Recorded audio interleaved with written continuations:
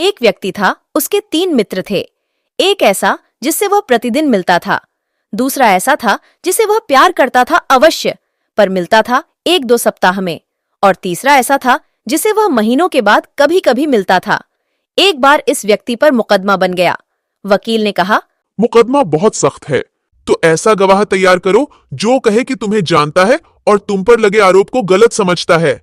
वह व्यक्ति अपने पहले मित्र के पास गया, बोला, एक मुकदमा बन गया है मेरे ऊपर, तुम चलकर मेरे पक्ष में गवाही दो। मित्र ने कहा, देखो भाई, तुम्हारी मेरी मित्रता अवश्य है, लेकिन गवाही देने के लिए मैं तुम्हारे साथ एक पग भी नहीं जा सकता। यह व्यक्ति बहुत निराश हुआ, दुखी भी हुआ।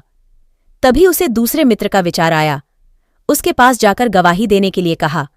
ये मित्र बोला, मैं तुम्हारे साथ कचहरी के द्वार तक तो चल सकता हूं, लेकिन गवाही नहीं दूंगा। तभी उसे दूसरे मित्र का विचार आया। उसके पास जाकर मैं गवाही तुम्हारे देने साथ के लिए कचहरी कहा। के द्वार तक तो चल ये सकता मित्र हूं, बोला, लेकिन गवाही नहीं दूंगा। ये फिर दुखी हुआ। फिर उसे अपने तीसरे मित्र का ख्याल आया, जिसे वह महीनों बाद थोड़ी देर के लिए मिलता था। उसे अपनी बात कही।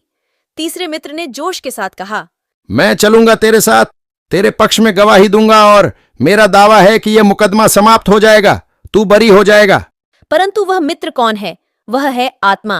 पहला मित्र है धन, संपत्ति, भवन, भूमि, जिन्हें मनुष्य अपना समझता है और जिनके लिए रात दिन हर समय चिंता करता है।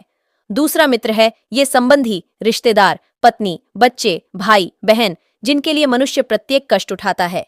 तीसरा मित्र है प्रभु प्रेम और शुभ कर्म, जो प्रभु प्रेम के कारण किए जाते हैं। भीतरी बात, गहरी बात, दोस्त वो नहीं होते जो रोने पर आते हैं, दोस्त वो होते हैं जो रोने ही नहीं देते।